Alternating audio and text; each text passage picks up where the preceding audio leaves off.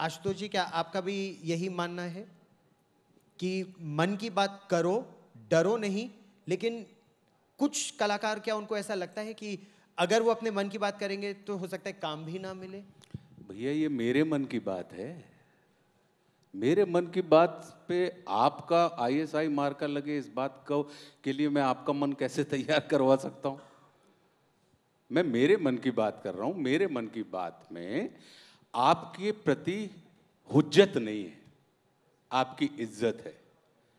तो मुझे लगता है कि जब हुज्जत की जगह इज्जत हमारे संवाद में शामिल हो जाती है तो कई किस्म की समस्याएं अपने आप समाप्त हो जाती हैं। जैसा कि अभी रवीना जी ने एक बात कही कि एक स्टेटमेंट के कई अर्थ होते हैं। गौरव, मैंने एक कहानी कहीं पढ़ी थी कि बुद्ध बैठे थे और बुद्ध के सारे शिष्य थे। उसमें एक चोर भी शिष्य था, एक नगर वधू भी शिष्य थी, एक वेद पाठी भी शिष्य था।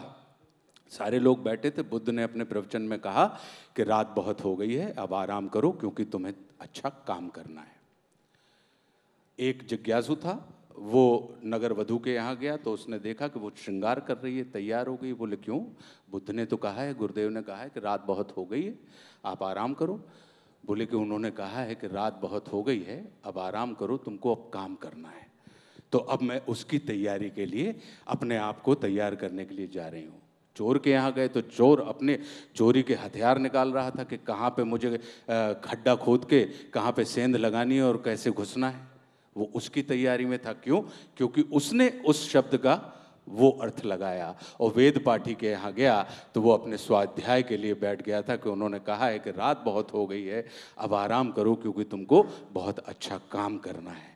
तो ये आराम की स्थिति। तो कहने का अर्थ ये है कि हर स्टेटमेंट व्यक्ति क्या कहा गया है की अपेक्षा व्यक्ति क्या सुनना चाहता है इसके ऊपर निर्भर करता है। क्या लिखा गया है की अपेक्षा व्यक्ति क्या पढ़ना चाहता है इसके ऊपर निर्भर करता है।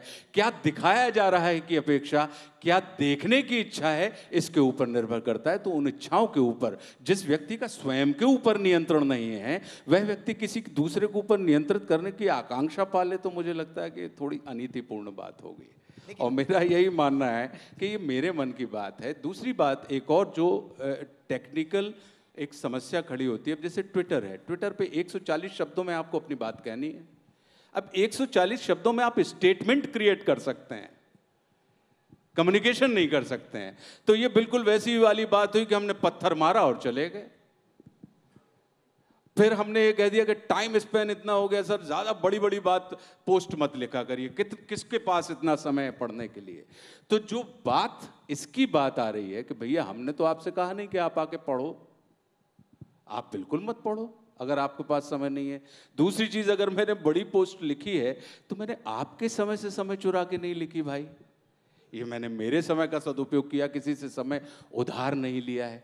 तो वो वाली जो बात होती है। दूसरी चीज एक और जो मानसिकता जिसके कारण ये हम चर्चा कर रहे हैं कि आजकल जली जलाई बीड़ी से बीड़ी जलाने का शगल है कि आपके पास अपनी माचिस नहीं है, अगर आपको प्रसिद्ध होना है तो किसी एक सिद्ध व्यक्ति के ऊपर आप आइए, उसकी बैशिंग कीजिए, आप 1.5 मिनट में किस बात की हो जाएगी कि बोले कि क्या हुआ, बोले रवीना टंडन को यार उस आदमी ने बहुत सुनाई। किस आदमी ने? चूंकि रवीना जी ने 30 वर्षों का इनका फिल्मी करियर रहा है, एक मकाम हासिल किया है एक एक्टर के रूप में। अब मेरे पास उतना समय है नहीं है, मुझे चाहिए इंस्टेंट चीज, फेम। तो मैं क्या करूंगा, इनको अपने पास बाजू की कुर्सी पे बिठा लूंगा या इनके किसी स्टेटमेंट के ऊपर कोई बात करूंगा और उस बात के ऊपर, क्योंकि एक चीज हम तक ये भी पहुंचती है कि भाई संवाद नहीं बिकता लेकिन विवाद बिक जाता है। तो ये मानसिकता के ऊपर भी हमको विचार करना पड़ेगा कि क्या सचमुच में विवाद बिकता है या हम विवाद के विक्रेता हैं या विवाद के हम जन्मदाता हैं या विवादों को ही हम जन्म देना चाहते हैं। मैं तो इनफैक्ट आपसे पूछना चाहता हूं गौरव, आप चौथा स्तंभ हैं, अभिव्यक्ति का अधिकार आपके पास है, आपका क्या एजेंडा है भैया? हम तो केवल सच दिखाते हैं जो समाज में हो रहा है। कहने का मतलब ये है कि ये जो कहने का मतलब ये है कि ये अभिव्यक्ति की जो बात है, तो इसके तो जिसको कहना चाहिए कि ध्वजावाहक कौन है, इसके ध्वजावाहक आप हैं। हम आप लोग, आपसे मतलब मैं आपकी बात नहीं कर रहा हूं, मैं सिर्फ आज तक की बात नहीं कर रहा हूं, मैं चौथे स्तंभ की बात कर रहा हूं।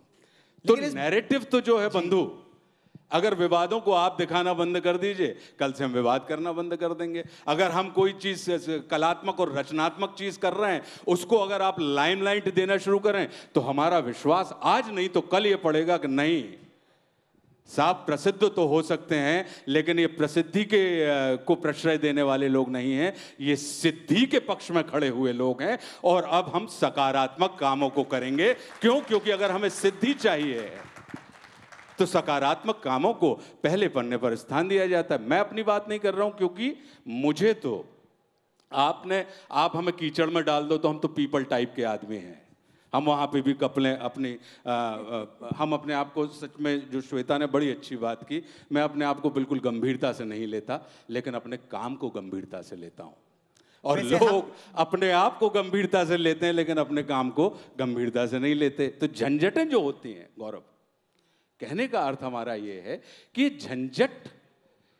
झंझट अगर हम समाधान सुझाने की हम और आप आज की तारीख में तय कर लें कि नहीं, अब तो सिर्फ कम्युनिकेशन नहीं, अब तो कनेक्ट ही दिखाया जाएगा। आप विश्वास कीजिए, महीना भर लगेगा और हम देखेंगे कि एक से एक क्रांति। अपना देश इतनी विलक्षण सकारात्मक प्रतिभाओं से भरा हुआ देश है, निसंदेह इतना सकारात्मक प्रतिभाओं से बड़ा हुआ देश है। लेकिन चूंकि जिसको हम कहते हैं हर आदमी के अंदर इच्छा होती है लाइमलाइट में आने की, हर आदमी के अंदर इच्छा होती है मुख पृष्ठ पर छपने की। जब ये बात कही जाती है कि दुनिया के 10 सफल आदमियों का नाम बताइए, तो हम उनकी वेल्थ छापते हैं। तो आपने ये संकेत दे दिया ना कि सफल तुम कितने ही टैलेंटेड रहे हो आशुतोष राणा, तुम्हारे पास रुपया कितना है, रुपया की बात करो तब तुम सफल में गिनती गिने जाओगे।